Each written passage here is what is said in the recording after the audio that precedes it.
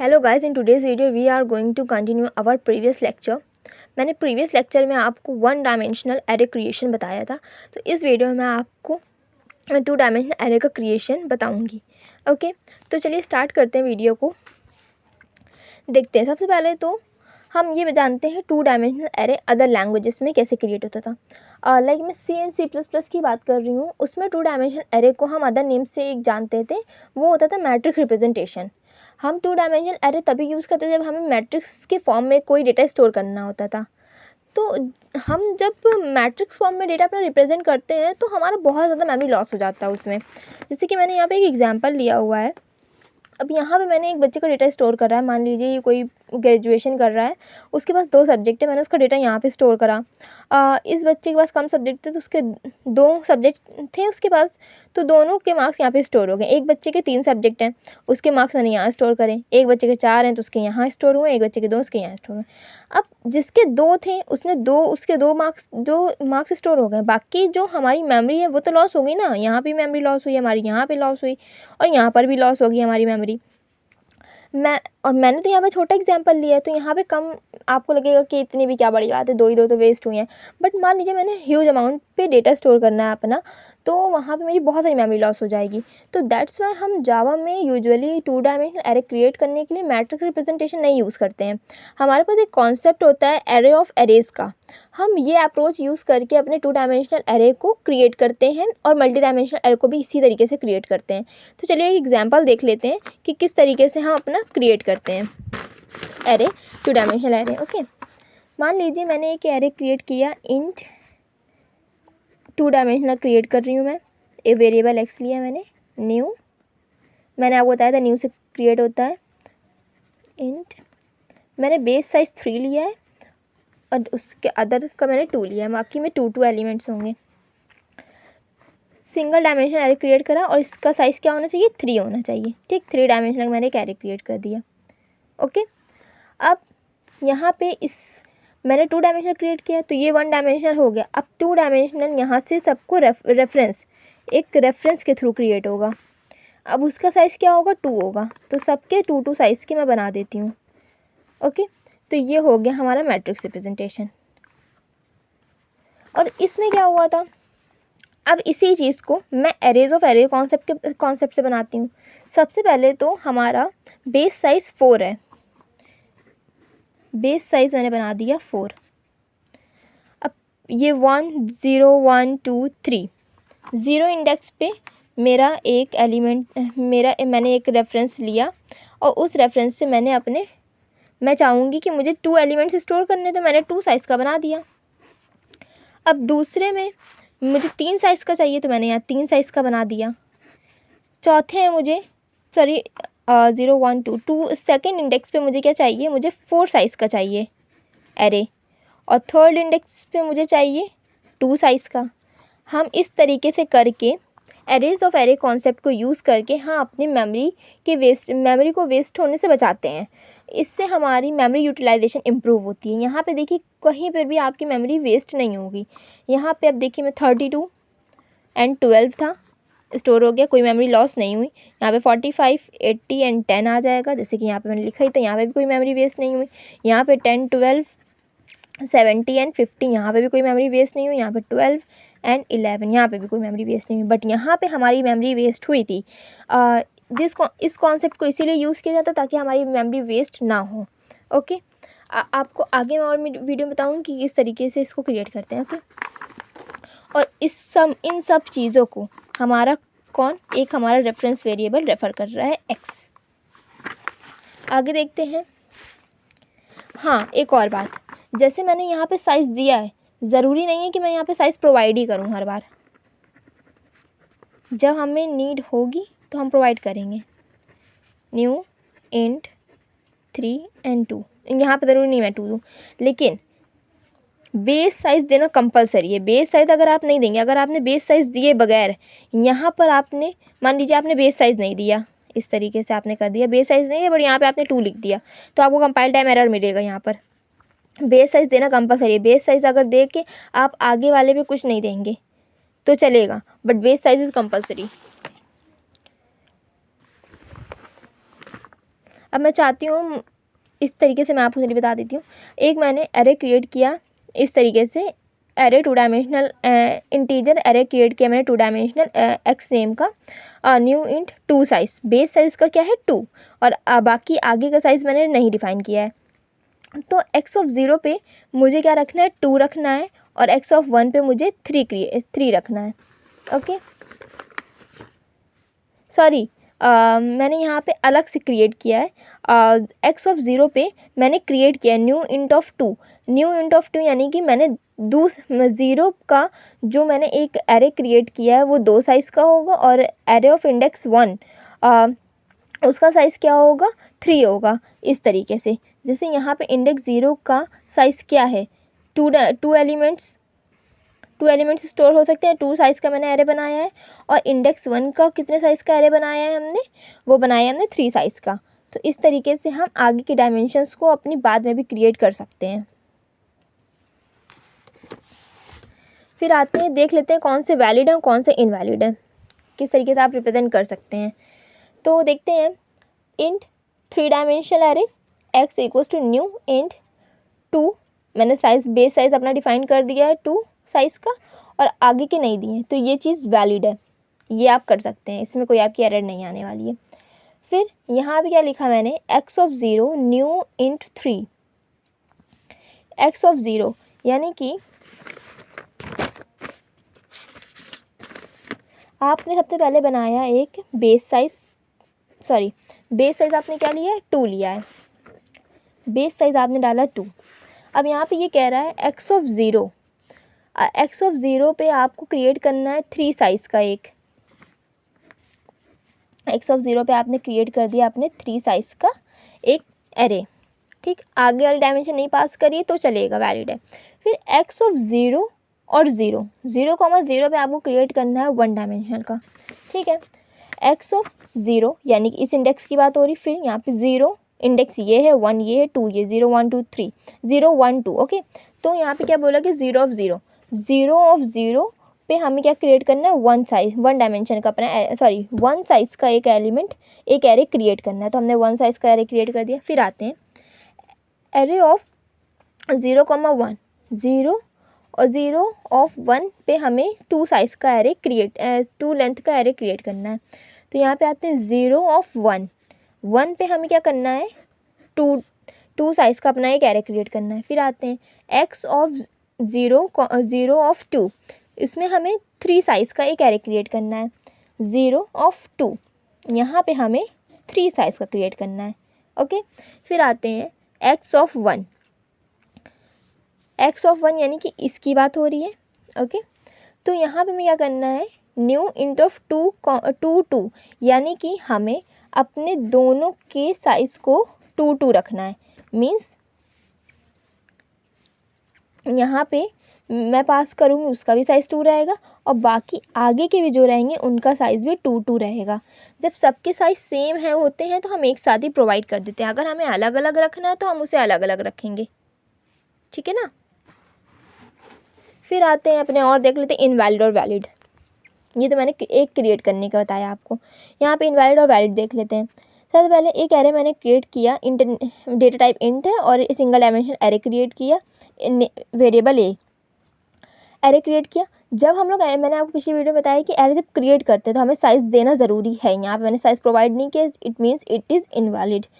फिर यहाँ पे मैंने क्रिएट किया int array A equals to new int size 3 size का मैंने क्रिएट किया, इट इज़ वैलिड।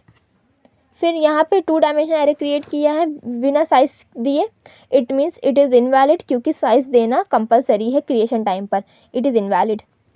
फिर यहाँ पे हमने 2 डायमेंशन एरे क्रिएट किया, मैंने बेस साइज़ अपना प्रोवाइड किया 3, बट मैंने आगे के साइजेस नहीं दिए। ये चीज़ हम कर सकते हैं, मैंने आपको अभी ही बताया है, बिल्कुल ये चीज़ वैलिड है आपकी। अगर आप यहाँ पे बेस साइज़ ना प्रोवाइड करते तो आपका कंपाइल टाइम एरर आ जाता। फिर यहाँ पे मैंने 2 डायमेंशनल का एरे क्रिएट किया है विद साइज़ 3 और 4, ओके। 3 और 4 मीन्स इस तरीके से आपका एक एरे क्रिएट होगा। बेस साइज़ आपका रहेगा 3, ओके। और बाकी जितने भी आपके यहाँ से आप रेफ़र करेंगे उन सब का साइज़ क्या रहेगा, 4 रहेगा। बिकॉज मैंने साइज़ 4 लिया 3,4। तो यहाँ पे इस तरीके से क्रिएट होता है। यहाँ पे मैट्रिक्स की फॉर्म में नहीं क्रिएट होता, हमारा सी और C++ हम मैट्रिक्स की फॉर्म में क्रिएट करते थे। फिर आते हैं अपने दूसरे एग्जाम्पल पे। ये 2 डायमेंशनल एरे क्रिएट कर रही हूँ मैं यहाँ पे। फिर यहाँ पे देखिए मैंने बेस साइज़ नहीं पास किया, it means it is invalid. ये 3 डायमेंशनल एरे क्रिएट किया है, यहाँ पे इट इज़ वैलिड, यहाँ पे मैंने सारी डायमेंशंस पास करी हैं, इट इज़ वैलिड। फिर यहाँ पे फिर मैंने क्रिएट किया, यहाँ पे लिखा है न्यू इंट, बेस साइज़ मैंने प्रोवाइड किया है, बट मैंने फिर उसका सेकंड मतलब 2 डायमेंशनल मैंने छोड़ दिया इस तरीके से। मान लीजिए ये 3 डायमेंशनल एरे है, इट मीन्स यहाँ पे कुछ होगा, यहाँ पे कुछ होगा, यहाँ पे कुछ होगा। इसका साइज़ मैंने दिया नहीं, तो मैं इसके बाद का साइज़ कैसे डिफ़ाइन कर सकती हूँ कि वो 4 हो। यहाँ पे मैंने पास किया ना 5 होगा, किस तरीके से 5 होगा, जब मैंने यहाँ पास नहीं किया तो आगे का मैं कैसे कर सकती हूँ। इस वजह से it is invalid, it is invalid. Okay, फिर यहाँ पे देखते हैं, ये हमने क्रिएट किया फिर 3 डायमेंशनल एरे। यहाँ पे मैंने बेस साइज़ नहीं पास किया, बाकी आगे के सब पास कर दिए। जब बेस साइज़ ही नहीं दिए तो कैसे आगे के हम पास कर सकते हैं, ये भी इनवैलिड हो जाएगा, ये भी आपका इनवैलिड है।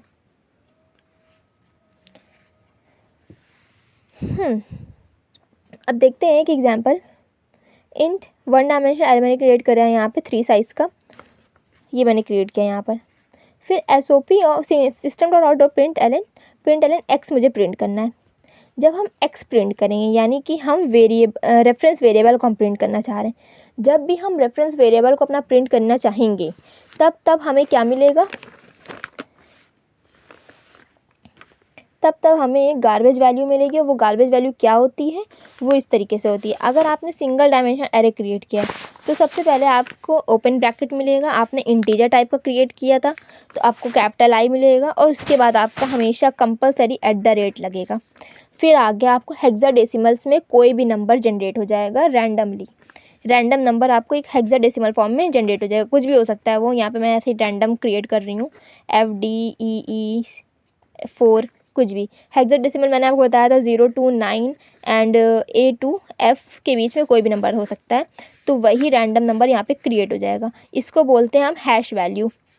ओके, और ये चीज़ आपकी ये आपका इतना होता है आपका क्लास नेम, ये @ लग जाएगा एंड ये होती हैश वैल्यू। तो एक आपका सिंटैक्स बन जाएगा क्लास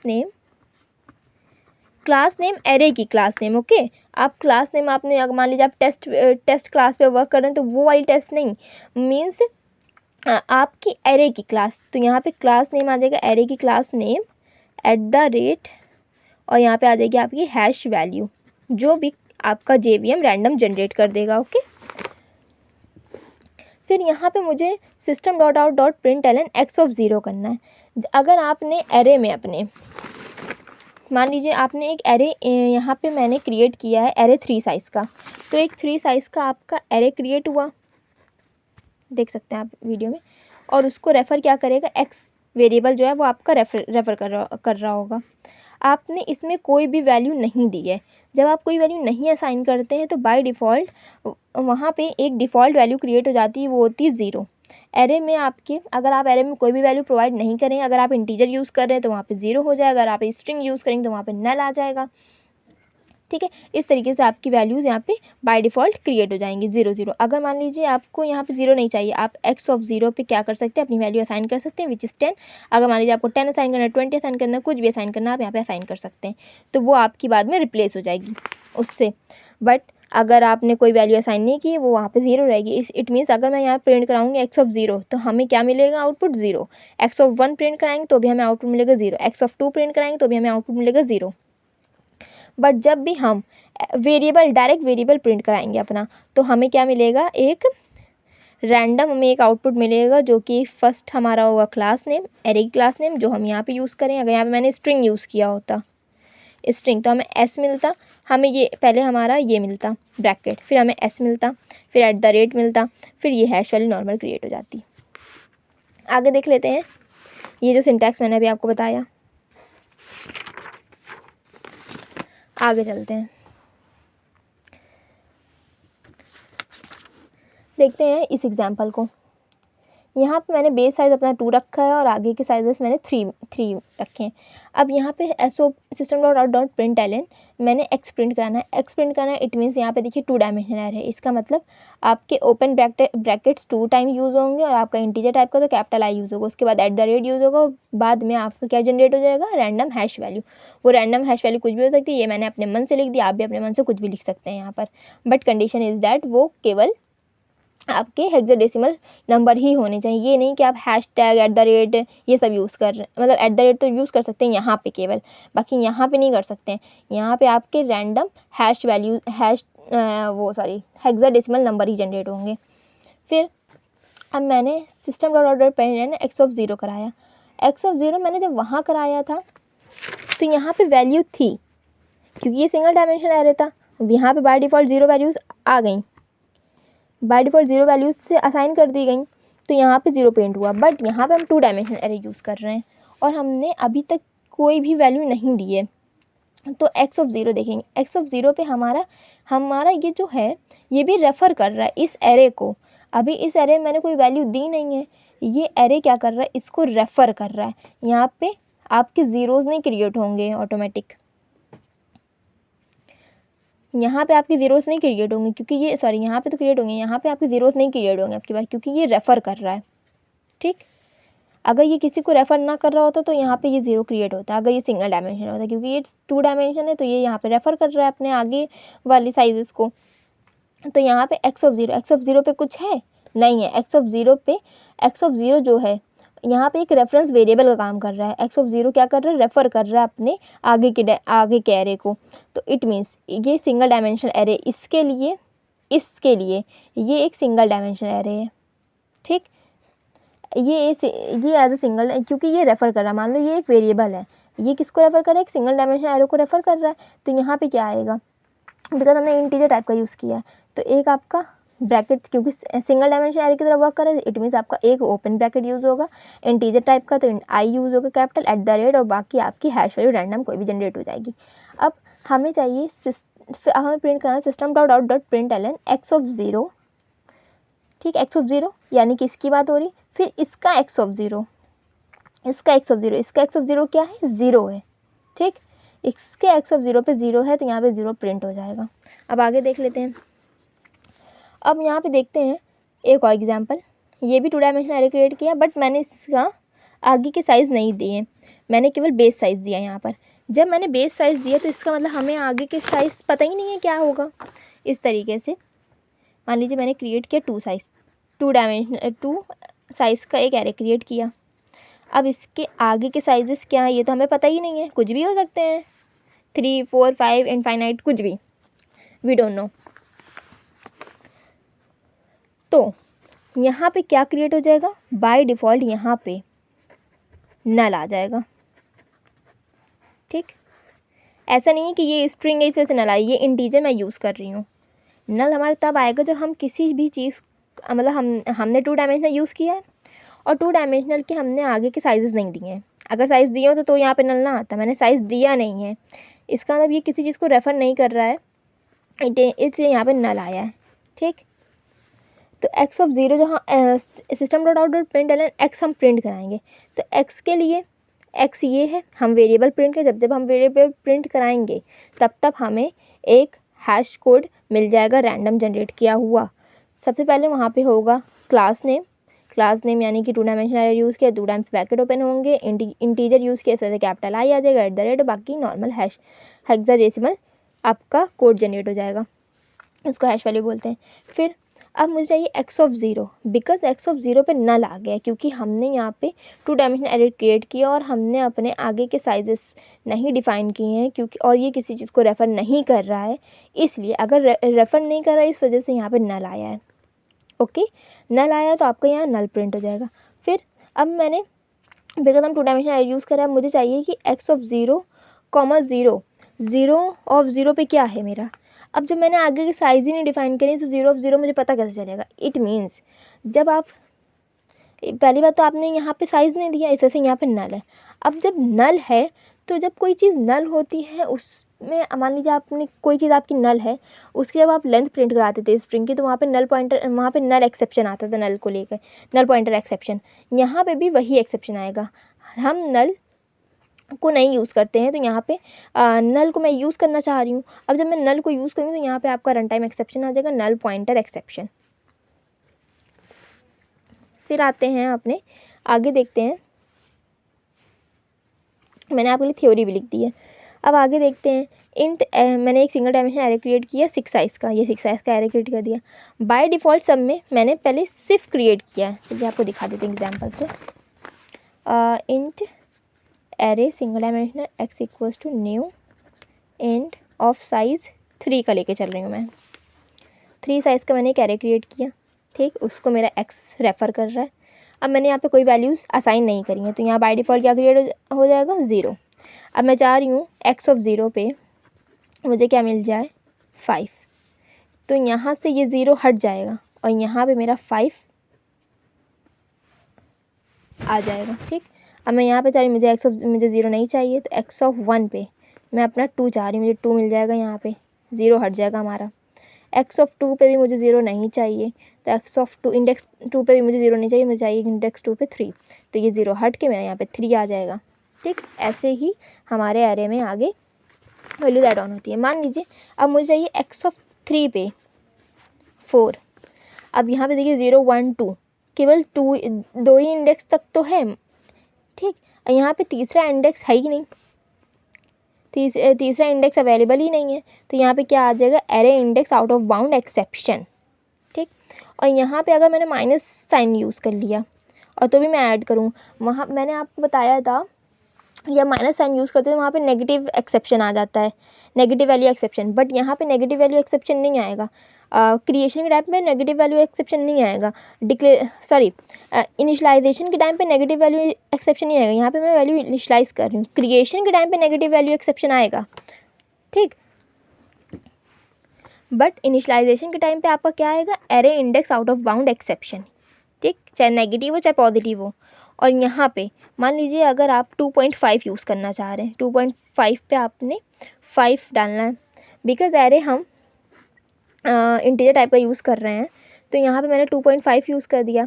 आपका JVM बस यही चेक करेगा, सॉरी कंपाइल टाइम पे आपका, हाँ, JVM बस यही चेक करेगा कि आप इंटीजर यूज़ कर रहे हैं कि नहीं। अगर ये इंटीजर नहीं होगा तो आपको एरर मिलेगी। आपको एरर क्या मिलेगी, यहाँ पे possible loss of compile time error आपको मिलेगी, possible loss of precision, found double and required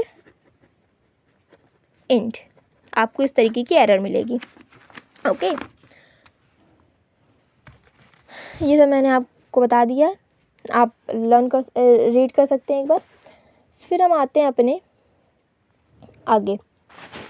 हम अपने एरे को एक बार में, मान लीजिए मैंने अपने एरे को यहाँ पे ये क्या किया, मैंने एरे को क्या करा है, डिक्लेयर करा। ये मैंने आपको फर्स्ट लेक्चर में बताया था कि एरे को ऐसे डिक्लेयर करते हैं।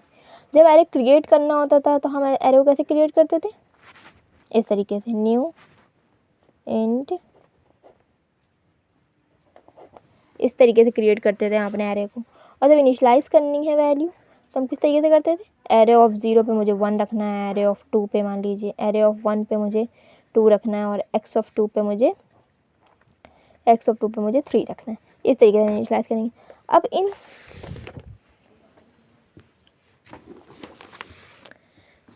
अब इन तीनों चीज़ को हमें एक सिंगल लाइन में लिखना है। एक सिंगल लाइन में हम किस तरीके से लिखेंगे, इस तरीके से, इंट सिंगल डायमेंशन एरे मुझे क्रिएट करना है, एक्स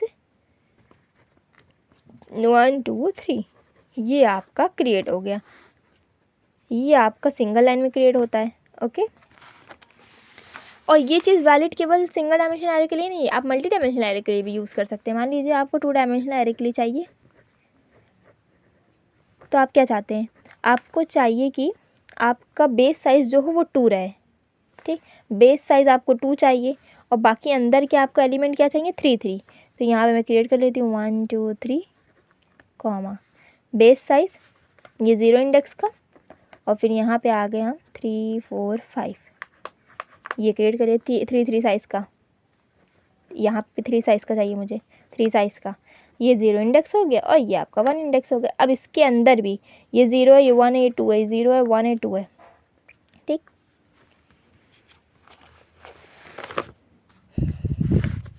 देख लेते हैं इस तरीके से हम अपने एरे को डिक्लेयर करते हैं, हम क्रिएट करते हैं, मतलब जब डिक्लेयर करने के बाद क्रिएट इस तरीके से कर सकते हैं, वैलिड है ये चीज़। फिर यहाँ पे हमने इनिशलाइज़ करी है अपनी वैल्यूज़ इस तरीके से, इतने लाइन्स हम ना यूज़ करते हुए अपने एरे को एक बार में डिक्लेयर, क्रिएट और इनिशलाइज़ कर सकते हैं, जैसे कि मैंने आपको बताया। कैरेक्टर भी आप क्रिएट कर सकते हैं, कैरेक्टर नेम, कैरेक्टर टाइप का एरे भी क्रिएट कर सकते हैं, उसमें कैरेक्टर सारे आ जाएंगे। स्ट्रिंग भी क्रिएट कर सकते हैं आप, उसमें सारी स्ट्रिंग्स आ जाएंगी। तो चलिए अपने वीडियो को यहीं पे एंड करते हैं। आप बाकी सारे आप एग्जाम्पल देख लीजिए। चलिए अच्छा मैं आपको बता ही दे रही हूँ। इस तरीके से आप क्रिएट करते हैं 3 डायमेंशनल। यहाँ पे 3 डायमेंशनल एरे में चाहिए मुझे बेस साइज़ चाहिए 2, बेस साइज़ आपका है 2, बेस साइज़ आपका हो गया 2। फिर आपको उसके अंदर चाहिए 2 डायमेंशनल का एक, तो 2 डायमेंशनल यहाँ पे हो गया। फिर उस आपका जो सेकंड वाला था, ये तो 0 इंडेक्स हो गया, ये 1 इंडेक्स हो गया। सेकंड वाले पे आपको क्या चाहिए, आपको वहाँ पे भी एक 2 का चाहिए, एक 3 का चाहिए, एक 2 का चाहिए, एक 3 का चाहिए। तो यहाँ पे आपने अपनी वैल्यू सब असाइन कर दी, जो जो आपको वैल्यू यूज़ करनी थी। यहाँ पे 7, 8 या 9 नहीं आएगा, बाकी ये ओके। फिर यहाँ पे देख लेते हैं क्या क्या यहाँ पे प्रिंट करानी है वैल्यू। मान लीजिए system.out.println x of 0 1 2, x of 0 1 2 आपको कैसे पता चलेगा, जब तक आप अपनी ये डायग्राम नहीं बनाएंगे तब तक आप नहीं बता सकते हैं कि x of 0 1 2 क्या है। ओके तो देख लेते हैं, डायग्राम से बहुत ईजिली बता सकते हैं, वैसे तो आप दिमाग लगा के बता ही देंगे, बट डायग्राम से ईजिली पता चल जाएगा। x of 0 मीन्स ये x of 0 का 1, यानी कि इसकी बात हो रही है, ये 0 ये 1 है, 0 का 1 0 1 यहाँ पे 1 है। और फिर यहाँ पे 2, इस 1 का 2 यानी कि 0 1 2 यहाँ पे है 2, यानी कि 60 वैल्यू आपकी प्रिंट हो जाएगी। फिर x of 1 0 1 1 0 1 यानी कि 1 ये है, 0 1 1 का मुझे क्या चाहिए, 0th इंडेक्स, 1 का 0 इंडेक्स चाहिए, 0 यहाँ पे है। फिर 0 का 1 इंडेक्स यहाँ पे है, इट मीन्स 80 प्रिंट हो जाएगा आपका। फिर x of 2, बेस में आपका x of 2 तो अवेलेबल ही नहीं है, 0 1 है, 0 है और 1 है, 2 तो है ही नहीं, इट वजह से आपका एरर आ जाएगा, array index out of bound exception. फिर यहाँ पे x of 1, फिर यहाँ पे 2, x of 1 पे क्या है देख लेते हैं। आपके 2 एक एरे क्रिएट है, single dimensional array, 2 dimensional array आपका क्रिएट है, इंडेक्स 1 पे 2 डायमेंशनल एरे क्रिएट है ऑफ साइज 2, साइज 2 है, बट इंडेक्स इसका 2 अवेलेबल ही नहीं है। यहाँ पे भी आपका एरर आ जाएगा, run time exception in array index out of bound exception. फिर यहाँ पे 1 1 1 1 1 1 इज़ वैलिड, इंडेक्स 1। फिर आपके इस एरे का 2 डायमेंशनल एरे यहाँ पे है, उसका इंडेक्स 1 यहाँ पे है। फिर इसका सिंगल डायमेंशनल एरे ये क्रिएट है और इसका इंडेक्स 1 यहाँ 0 1 100, इंडेक्स 1 यहाँ पे, इट मीन्स 100 प्रिंट हो जाएगा आपका यहाँ पर। फिर system.out.println x of 2, वही बात, बेस का आपका इंडेक्स 2 अवेलेबल ही नहीं है, इस वजह से आपका एरर आ जाएगी, एरे रन टाइम एक्सेप्शन आ जाएगी, array index out of bound exception. Okay यहाँ पे देख लेते हैं आपने क्या करा, इंट x, आपने एक एरे क्रिएट किया, सिंगल डायमेंशनल एरे डिक्लेयर किया यहाँ पे आपने। अब आप चाह रहे हैं आप नेक्स्ट लाइन में इसकी वैल्यूज़ को असाइन कर दें 10 20 30, तो ये कम्प्लीटली इनवैलिड है, ये आप नहीं कर सकते हैं। आपका ये एरर आ जाएगी, कंपाइल्ड एरर आपके आ जाएगी, illegal start of expression. Okay इस तरीके से आप नहीं कर सकते। आप इस तरीके से कर सकते हैं, int single dimension array x और x is equals to new int, आप यहाँ पे अपना साइज़ दे सकते हैं अगली लाइन में, लेकिन आप इस तरीके से नहीं क्रिएट कर सकते हैं। जैसे कि मैंने आपको बताया पहले वाले में, आप इस तरीके से कर सकते हैं, बट इस तरीके से करना इनवैलिड है। आपका एरर आएगा compiled error, illegal start of expression. आपको ये सिंगल लाइन में ही लिखना पड़ेगा, आप इसको मल्टीपल लाइन में नहीं लिख सकते हैं। तो अब मैं यहीं पे वीडियो एंड करती हूँ। नेक्स्ट लेक्चर में मैं आपको बताऊँगी length variable and length method के बारे में। तो चलते हैं, bye bye, thank you so much.